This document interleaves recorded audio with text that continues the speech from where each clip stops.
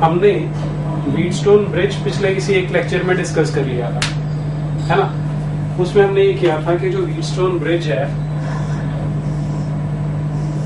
उसका basic structure है कि बीच में एक ब्रिज बना हुआ है, यहाँ पे हम गैल्वेनोमीटर लगा देते हैं और सपोज करो यहाँ पर जो 4 साइड्स हैं इनमें 4 रेजिस्टेंस लगी है, बीच में लगा है गैल्वेनोमीटर। गैल्वेनोमीटर का काम होता है करंट, अगर करंट थोड़ा सा है तो उसका मैग्नीट्यूड बताना, प्लस उस करंट की डायरेक्शन बताना कि वो किस डायरेक्शन में फ्लो कर रहा है। ठीक है, तो यदि हम इस अरेंजमेंट को किसी बैटरी से जोड़ देते हैं, करंट यहां से आया, 2 हिस्सों में स्प्लिट हो जाएगा। अब यहां तक जब पहुंचेगा तो इन दोनों पॉइंट्स में से यदि एक का पोटेंशियल ज्यादा है, मान लो इसका पोटेंशियल ज्यादा है, तो करंट ऊपर से नीचे को फ्लो करेगा। यदि इसका ज्यादा है तो करंट नीचे से ऊपर फ्लो करेगा। गैल्वेनोमीटर की डिविएशन हमें बता देती है कि करंट नीचे से ऊपर जा रहा है या ऊपर से नीचे आ रहा है। ठीक, सपोज ये रेजिस्टेंस P है, ये Q है, यहां पे हम लगाते हैं एक रेजिस्टेंस बॉक्स।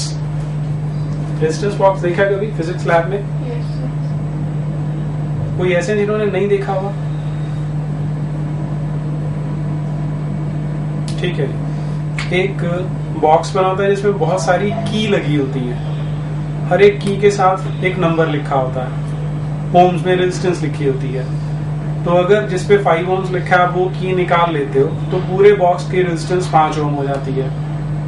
अगर 100 ओम वाला निकालोगे तो 100 ओम हो जाएगी, 100 और 5 दोनों एक साथ निकाल दोगे तो 105 हो जाएगी। तो दैट मीन्स एक ऐसा बॉक्स है जिसकी रेजिस्टेंस को हम वेरी कर सकते हैं।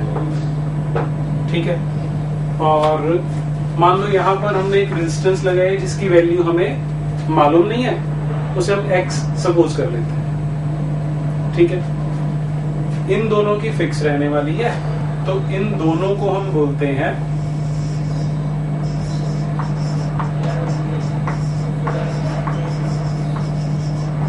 Ratio arms.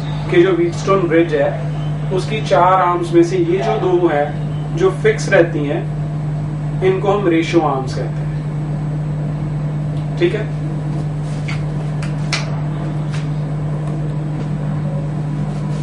तो हमने अरेंजमेंट बनाया, अननोन रेजिस्टेंस x यहाँ पे फिक्स्ड है, करंट पास किया, तो गैल्वेनोमीटर पे हम देखेंगे कि डेविएशन किस तरफ जा रही है, और उसको ध्यान में रखते हुए रेजिस्टेंस बॉक्स की रेजिस्टेंस को हम वेरी करते रहेंगे तब तक जब तक कि इसकी डेविएशन 0 नहीं हो जाती। ठीक है, जब गैल्वेनोमीटर की डेविएशन 0 हो जाती है तो हम उसे बोलते हैं कि जो ब्रिज है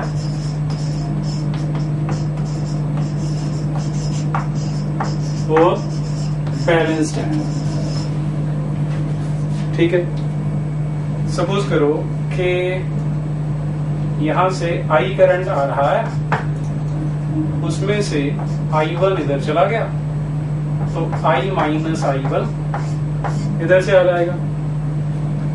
फिर I1 से I2 मान लो यहां आ रहा था तो इधर हो जाएगा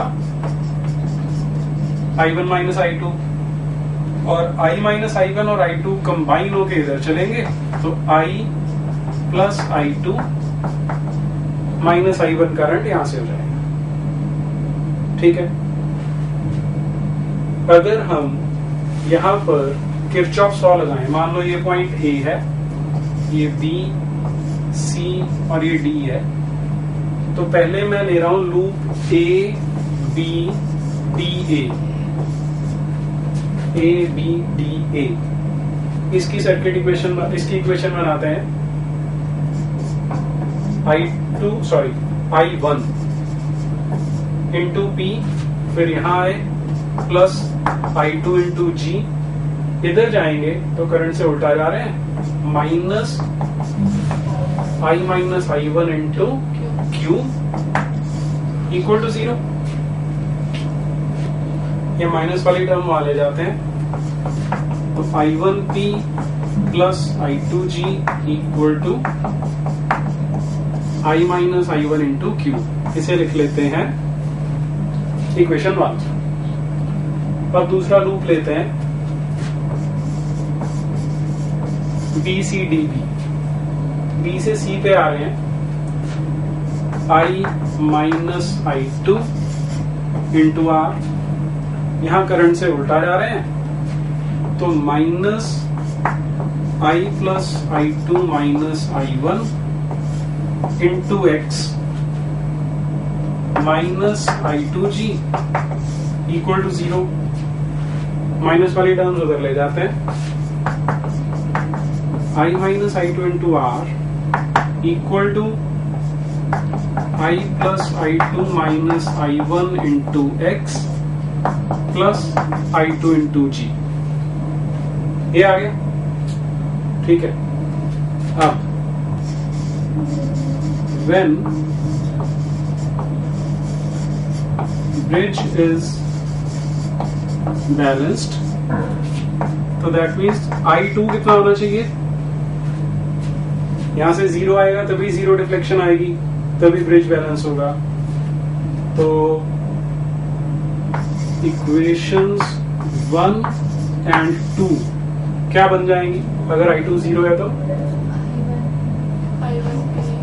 I1P equal two into Q, और 2 क्या बनेगी, इसको 2 लिख लेते हैं ना। I into R equal to I minus I1 into X। ये I है कि I1 है,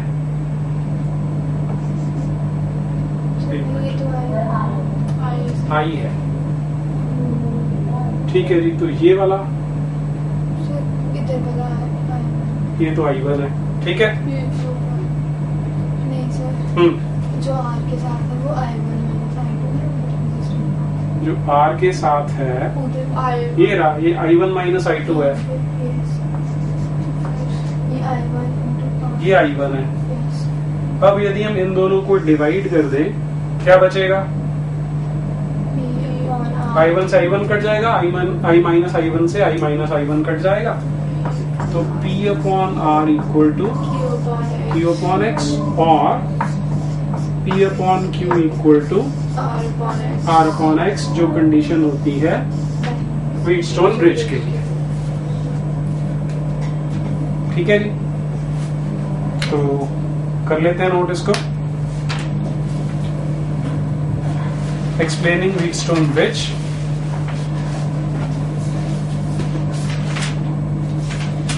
Explaining Wheatstone Bridge by using Kirchhoff's laws.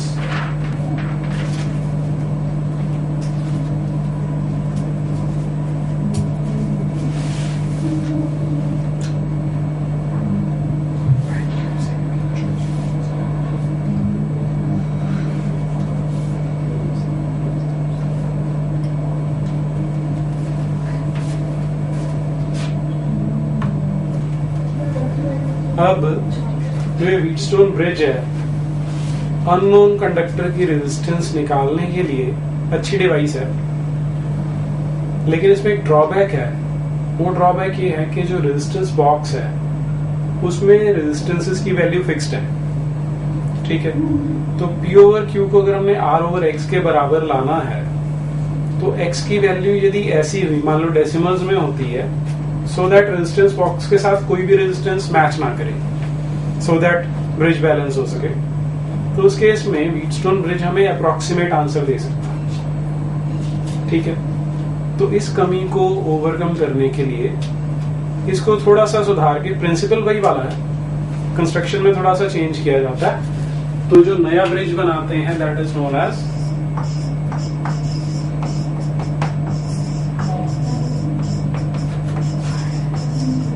Slide wire bridge,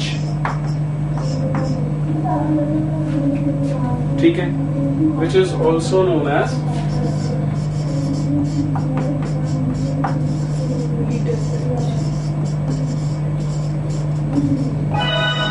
metre bridge.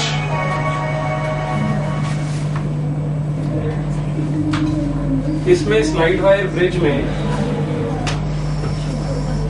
हम एक वायर लेते हैं 1 मीटर लंबी,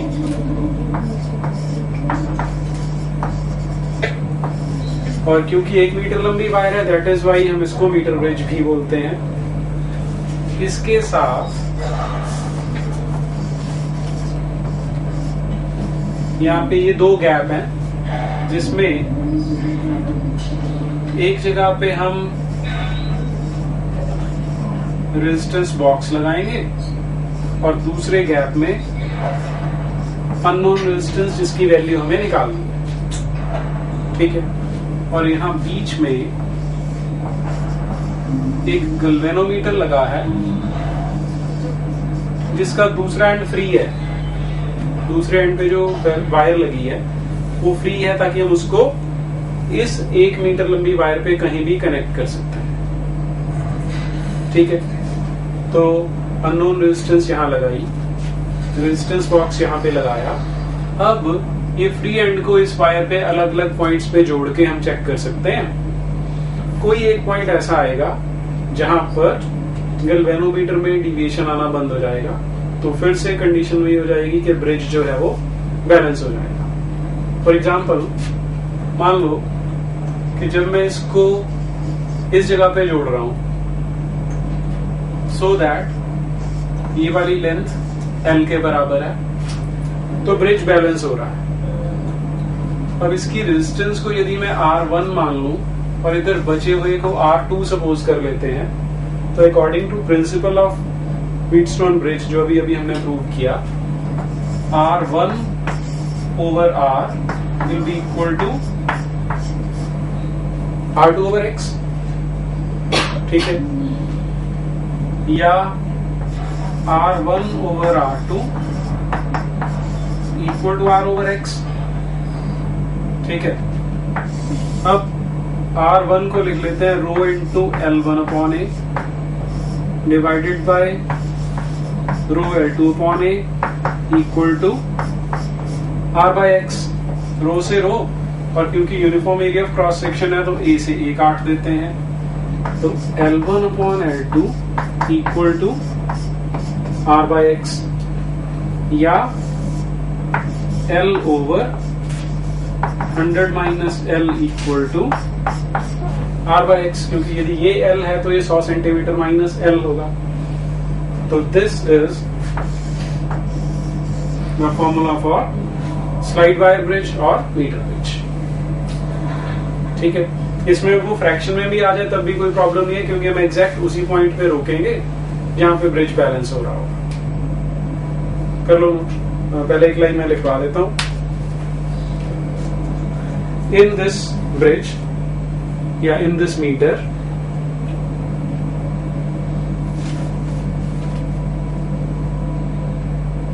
we form a bridge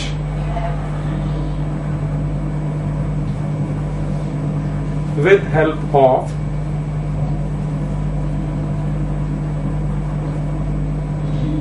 a galvanometer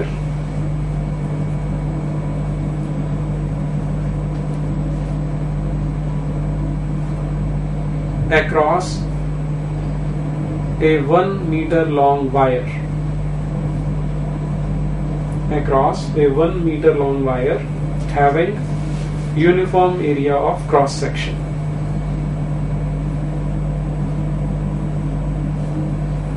आगे नोट कर लो इसे।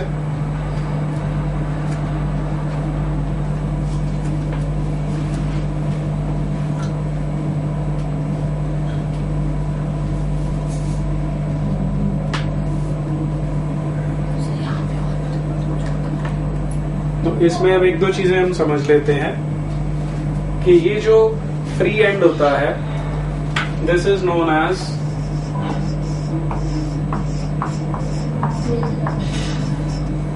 जॉकी। दूसरी चीज, इसे हम वायर के ऊपर स्लाइड नहीं करते हैं, लोहे का बना होता है, क्योंकि अगर आप इसको स्लाइड करेंगे तो इस वायर को रगड़ने के कारण उसका area of cross section very कर जाएगा, जिससे कि आपको रीडिंग जो है करेक्ट नहीं मिलेगी। इसलिए जॉकी को स्लाइड करने की बजाय एक पॉइंट पे अगर रीडिंग नहीं आ रही, उठा के फिर दूसरे पॉइंट पे रखते हैं।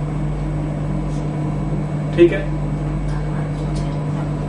और इसकी जो मैन्युफैक्चरिंग होती है, जो कंस्ट्रक्शन की जाती है, उसमें ये वाली जो जगह है जो हम कनेक्ट करने के लिए यूज कर रहे हैं, ये सदा ही बहुत चौड़ी बनाई जाती है, बड़ी ब्रॉड स्टील वायर होती है। वायर नहीं होती, कनेक्टर होता है। ब्रॉड उसको इसलिए रखेंगे कि जितना ज्यादा चौड़ा होगा दैट मीन उतना ही एरिया ऑफ क्रॉस सेक्शन ज्यादा है। जितना एरिया ऑफ क्रॉस सेक्शन ज्यादा होगा उतनी रेजिस्टेंस कम हो जाएगी। तो इनकी रेजिस्टेंस हम मिनिमम चाहते हैं ताकि हमारी कैलकुलेशन में जो एरर है वो ना आए। ये 2 क्वेश्चन कंपटीशन में भी, प्रैक्टिकल एग्जाम में भी और बोर्ड एग्जाम में भी, तीनों जगह पे पूछे जा सकते हैं। तो तुम्हें पता होना चाहिए कि जॉकी को स्लाइड नहीं करना, उठा के रखना है, और कनेक्टर्स सदा ही ब्रॉड रखे होते हैं या लार्ज क्रॉस सेक्शनल एरिया के होते हैं। ठीक है।